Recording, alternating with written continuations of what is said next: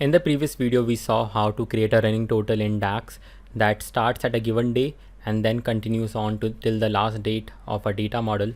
So oftentimes our customers have a demand that we only want to see the running total for a given year and not for all the years. So let's see how we can accommodate those changes. And there is only one thing that we need to change in that code. So after we are injecting the prior date variable or the table in the filter context, what we also want to do is simply intersect the current year visible in the filter context. And for that, what we can do is simply write values, dates, calendar year number.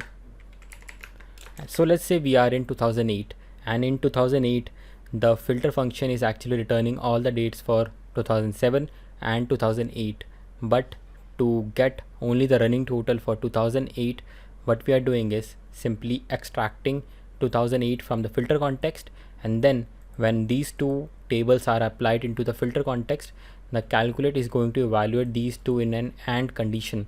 So the both tables will actually intersect, and all the dates for 2007 or prior to that will be discarded. So in summary, what we actually return are all the dates for the 2008. So let's confirm this measure and see if that is what it actually is returning. So you can see that for 2007 we start the running total, but it ends on December, and then again for 2008 we are starting the running total in January and it again ends in December, and similarly the same thing happens for the another year, which is 2009 in this case. And in this video I just wanted to show you how we can make that small change and only compute the running total for a given year. So I will see you in the next video.